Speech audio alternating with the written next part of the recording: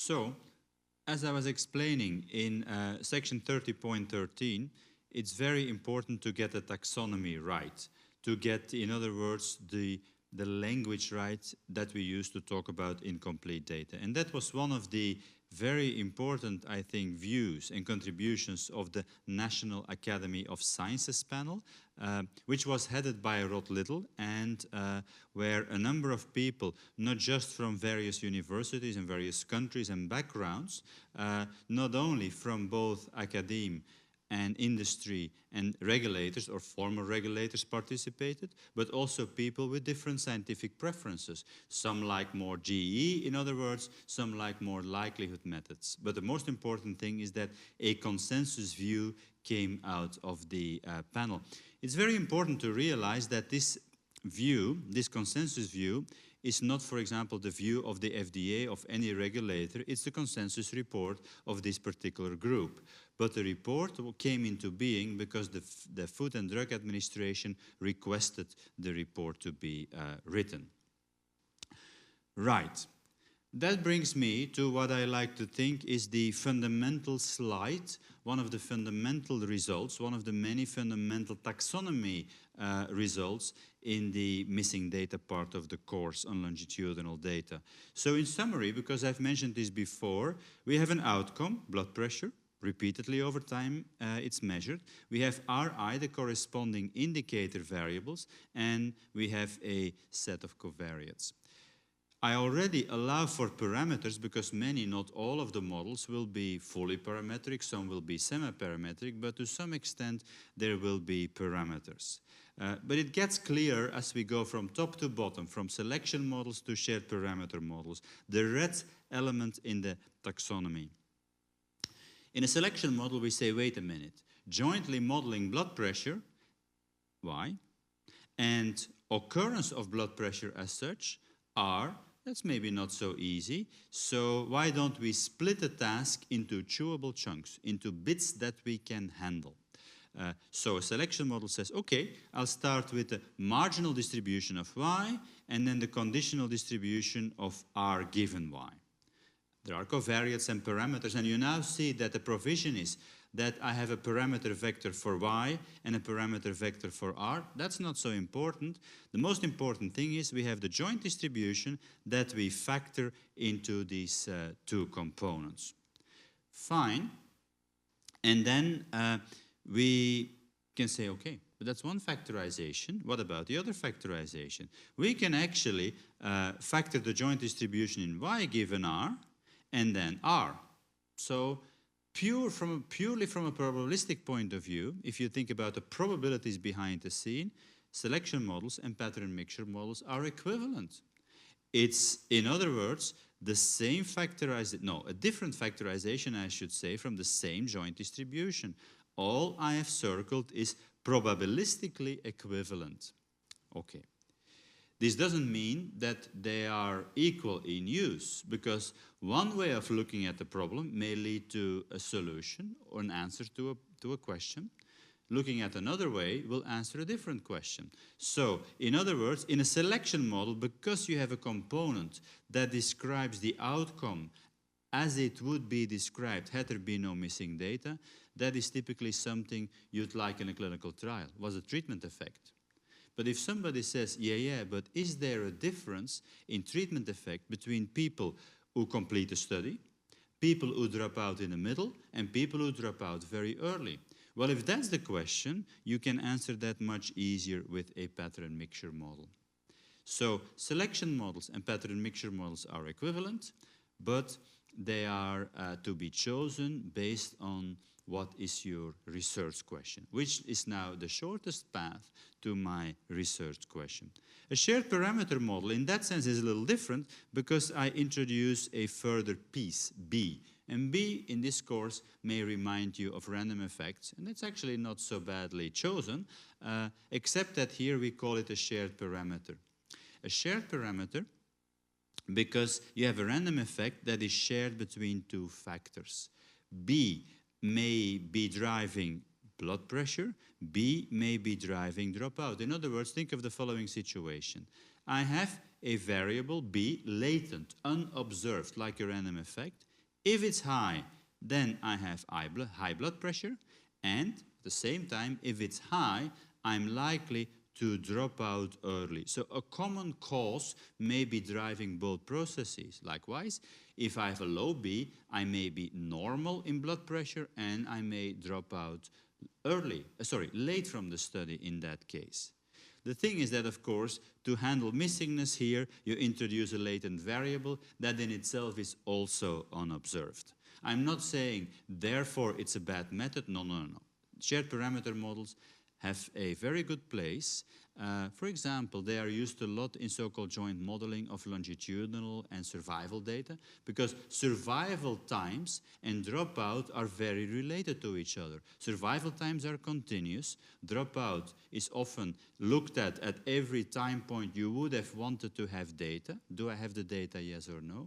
But brief, there is a connection between the two, and shared parameters in joint modeling find a clear place. But for now, for the rest of this course, I will pay most attention to selection models, and there will be a good amount of attention also to pattern mixture models. I'll say less about shared parameter models. Okay, that's from top to bottom. Selection, pattern mixture, shared parameter models. Next, we go from left to right, and we've already done that. I've done it informally at the end of the previous lecture. So saying missing at random means that missingness or dropout, whatever is your situation, can depend on a lot of things. People with a high and a low blood pressure can have a different probability of dropping out, likely.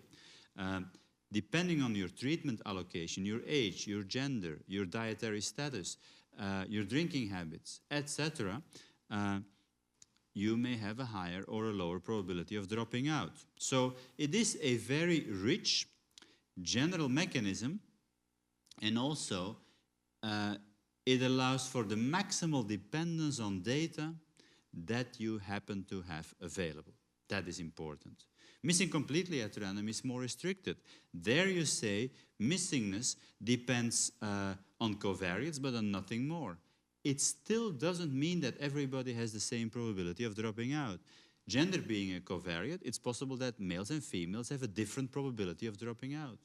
It's possible, and there is often a lot of confusion around it, it's possible that missingness depends on treatment allocation. So whether or not you have, for example, placebo versus the active treatment may drive your probability of missingness. And some people say, oh, I have the most complex mechanism because there is a difference between the treatment arms.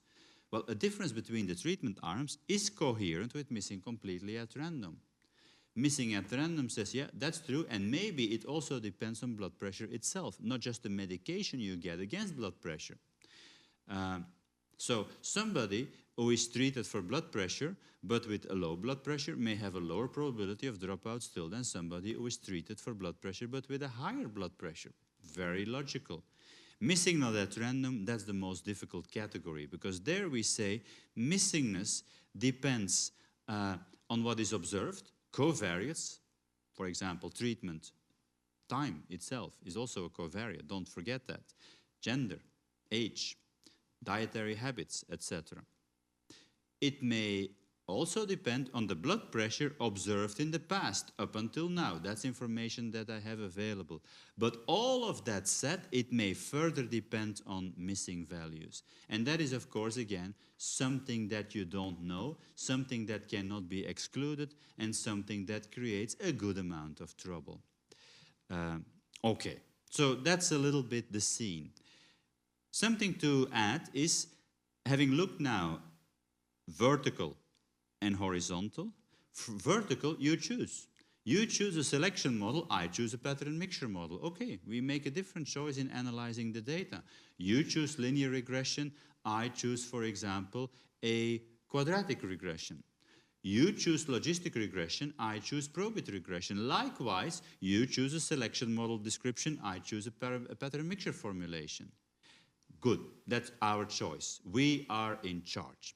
But if we go from left to right, missing completely at random, missing at random, missing not at random, it's not something we choose to happen, it happens. Otherwise, we would be intervening in the study a little bit more than we should. No. there is a true mechanism somewhere out there. The question is, it may be pretty hard to find. So then the question is, how are we sure which mechanism is right and which one should we then assume to make sure that the right one is found or that the right one is a submodel of what we have, etc. So how do I approach this as a modeler? The thing is, it's very hard to distinguish between missing at random and missing not at random based on the data because you don't have the data. What distinguishes them is missing data. You don't have them. So we have to deal with that in somewhat of a different way. And that brings me to the next slide, which is equal to the previous slide, but now with some formulas gone and some text added. So what nowadays we have as a consensus, more or less of a consensus, there's always people who disagree, of course, what is also pretty consistent with the National Academy of Sciences 2010 report that I indicated is the simple methods, valid under missing completely at random, and perhaps not even valid under the strict assumption of missing completely at random, so everything very simple. Question mark means don't use it. Get started in the missing at random category because it uses the data that you observe to the fullest. And as I already previewed but not formally explained, likelihood and Bayesian methods are pretty simple to use. That's good, but we also have estimating equations. Yes, generalized estimating equations, as we will see later, are generally not valid when you have missing at random, so you need to modify that weighted estimating equations. And that is part of a family called inverse probability weighting, IPW, inverse probability weighting. And that's a concept that comes straight out of the survey literature. Weights are very common. Weights are often inverses of selection probabilities, so there you go, that's where it comes from. A technique that has a prominent place, it has had for several decades, and even more now than ever, is multiple imputation. Now, I have to pause here and say, hey, multiple imputation, single imputation, is imputation good or bad? Well, you need 6 words. Single imputation bad, multiple imputation good. The reason is, and again, that's very informal and very brief, but we have an entire chapter devoted to multiple imputation, is if you impute more than once, you have a means, you have the tools in hand to keep the uncertainty associated to the data. If a value is missing and I impute it, I fill something in, it looks like it wasn't missing. But I say it could have been a 4 or a 5 or maybe a 6. You kind of see it's not 15, it's not minus 20, but you kind of see a range of plausible values. That's what multiple imputation will try to do. And then the matter is, how do you do that? And data that you get in that way, how do you analyze them? Double robustness is kind of a compromise between some other methods, predominantly likelihood and inverse probability weighting. Okay, so nowadays, much more than 20 years ago, we have a pretty good toolkit of methods that are valid under missing at random. Fine, but we cannot rule out missing not at random. I've said that, and that will haunt us all the time. We cannot rule it out. It cannot be shown. There are no tests, valid tests for missing not at random. So, should I not build a more general model? Well, wait a minute. If you build a more general model of this type, you would be basically building a model using data that you don't have. You would be using the missing data in your model, but you don't have the missing data. So while it can be done, and that looks magical in the first place, it's very hard to justify such a model. So here we usually say one missing not at random model, no. Many missing not at random models, yes, because that will be a sensitivity analysis. A sensitivity analysis starts from the following premise: because I cannot really show missing at random to be valid, I only consider that my starting point, and then I try to find out how robust my conclusions are if there would be certain deviations from missing not at random. So I start with missing at random, but hey, if it's not right, will my conclusion survive?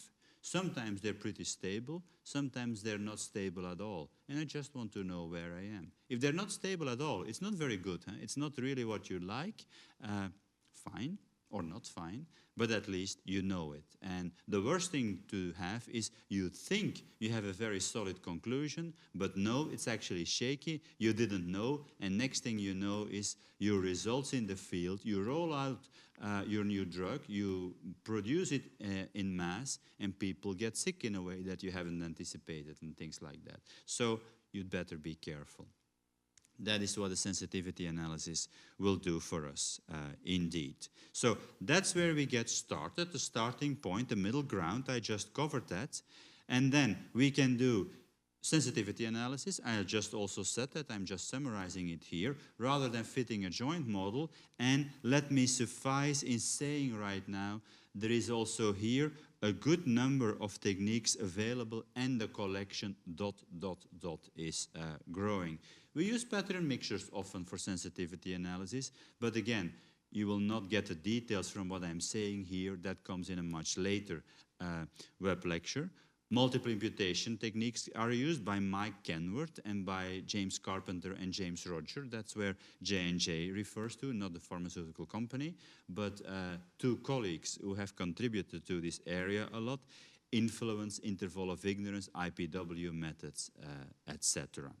So, in summary, in section 30.9, not to conclude the course, but to come up with a provisional conclusion from which we can start filling in the details, we say the simple methods, things that are valid under missing completely at random, CC, or things that are not even under missing completely at random valid, like LOCF, they're biased, they're inefficient, they're not even simpler than MAR methods these days, so they belong to the Museum of Statistical Science, like an old car, fine, great to look at, great to rave over how much good they have brought us maybe in the past, but no, we can do better now. We start with the missing at random methods, likelihood, Bayesian-based, direct or ignorable likelihood, as it's sometimes called, weighted estimating equations, multiple imputation, double robustness.